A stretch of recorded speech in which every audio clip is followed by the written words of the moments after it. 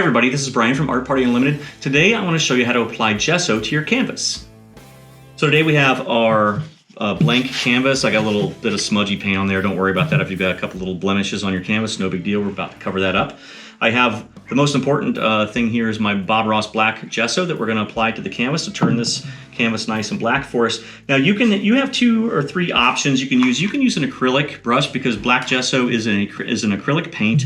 So you can use an acrylic brush to apply it. It's often recommended that you use a foam applicator brush to apply gesso to your canvases. What I like to use though is this cool little edger that I got at the local hardware store for $2 or $3. This thing is fantastic. I'm going to show you how to use it or to apply it using this thing, okay? So here we go.